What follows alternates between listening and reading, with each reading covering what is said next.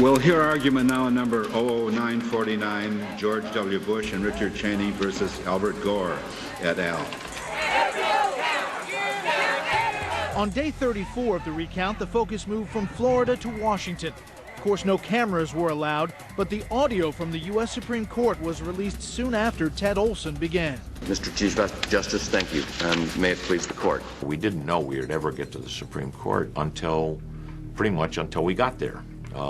And we got there on two occasions, from two mischievous Florida Supreme Court decisions. In my view, if we were stuck with the Florida Supreme Court, we were toast. And with the case now in front of the U.S. Supreme Court, the Gore team faced a similar dilemma. The problem, of course, is that this was a decision as to who was going to be president of the United States and who was going to appoint the next Supreme Court justices, something that people on the court had an interest in. The Court of Chief Justice William Rehnquist consisted of 5 justices appointed by Republican presidents and 4 by Democratic presidents.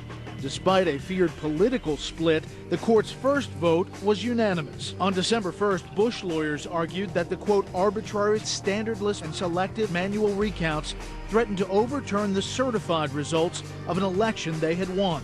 The United States Supreme Court, by a 9-0 vote, and said, basically, what are you doing? What are your standards down there? What's going on?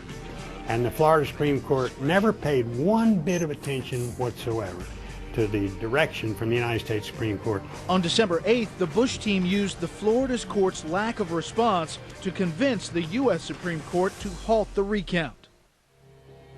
On Monday, December 11th, Ted Olson's argument was interrupted almost immediately.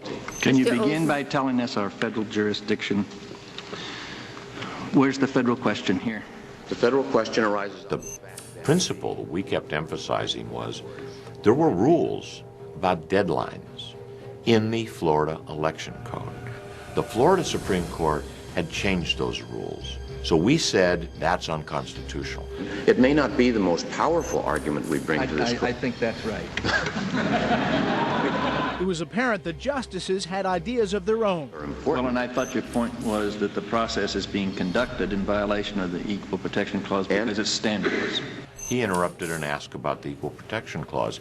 I was very much ready for that question. What, in your opinion, would be a fair standard? The penetration of the ballot card would be required. Equal protection, I don't think, was anything that anybody was expecting to become the critical issue. The law in Florida said we're going to have votes counted not on whether the voter has technically followed all of the rules for marking the ballot, but can we discern the voter's intent? The justices continued to focus on the punch cards, and Katherine Harris was again at the center. My decision in this process has been made carefully. And what standard did the Secretary of State set? She had not set one. Not only was there not a standard, but there was a change 2 or 3 times during the course of this process. Mr. Boyes, we'll hear from you. Thank you. Mr. Chief Justice, may it please the court. David Boyes began by defending the Florida court's rulings. I think, Your Honor, and obviously this court and the Florida Supreme Court is the best interpreter of that opinion. And all this Florida Supreme Court did was to say to the canvassing boards, you've got to complete your job. You can't have your job interrupted by a riot. You can't have your job interrupted because Katherine Harris shuts the window. You've got to finish your job. Well, why isn't the standard the one that voters are instructed to follow, for goodness sakes? I mean, it couldn't be clearer. The justices continued to be concerned with the standards. I think there must be a uniform standard. I think there is a uniform standard. The question is whether that standard is too general or not. I think... Could that vary from county to county? I think it can vary from individual to individual. So that even in one county could vary from table to table? I'm counting these ballots. Now, there was a statewide standard. It was a subjective standard. It was the intent of the voter. And what Justice Souter was looking for was, what's the objective standard that we can apply? Thank you. The case is submitted. Leaving court that day, the drama continued, as neither side was confident the end was near. One doesn't know what the Supreme Court is going to do. Every time I've made a prediction about what the last argument was, I've been proven wrong. Fair news, balanced news now. You are looking live. After 35 days of confusion and legal complexity, the night of December 12, 2000 was reminiscent of election night. If, in fact, the standard has changed, they may have to go back and recount some votes that had previously been counted. Again, in the rush to be first, the news networks initially got it wrong. There was a little bit of confusion about exactly what the U.S. Supreme Court is saying. As simply as you can tell us, Steve. I'm sorry, I was reading. It's somewhat of a complicated breakdown here. It's quite a long document. When the final ruling came down, it was sort of pandemonium. The television reporters at the Supreme Court were having a lot of difficulty because there were a number of opinions. Meanwhile, amid the debris of 35 days of nonstop legal maneuvering, James Baker and the Bush team had to decipher the documents too. And we read through the opinion and concluded, after reading all of them, that it was over. In the end, 6 opinions were written for the 2 decisions. The most important dealt with federal law. What the Supreme Court has done is say that the Florida Supreme Court violated the 14th Amendment of the Constitution, which offers equal protection, when it allowed a hand recount to go forward in Florida without a statewide standard. The Florida Supreme Court's decisions were unconstitutional in a 7-2 vote. 7-2 on constitutionality. So they say it's okay if you go back and establish a recount that's illegal, but they also say you don't have time to do it. The 5-4 part of the decision simply said time has run out. The myth has grown up that it was Bush who was rewarded by the courts, the presidency of the United States. No, it's 7-2. 7 justices held that the Constitution was being violated by the practices the Gore campaign was insisting upon. And at 3 minutes before 11 o'clock here in the East, just before 8 in the West, it appears now that the next president of the United States is all but signed, sealed, and delivered. And I picked up the phone and called the governor in Austin, and that's when I got him on the line, that's when I said, "Congratulations, Mr. President-elect."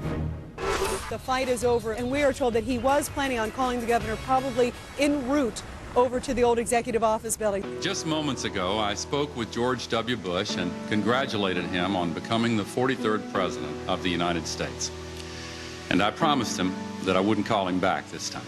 Al Gore and his advisors made a very responsible, statesmanlike decision by conceding and allowing the country to move on. It was probably the most honorable step I've ever seen a politician take. It was a magnificent speech. Tonight, for the sake of our unity as a people and the strength of our democracy, I offer my concession. He wanted to see this country united and did what he could in his concession speech. Vice President Gore deserves the nation's thanks for concluding that the best interests of the country were more important than his best interests. We will stand together behind our new president. It was universally praised as the most human, real, warm, accessible speech that Al Gore, heretofore considered robotic, had ever given. Thank you all.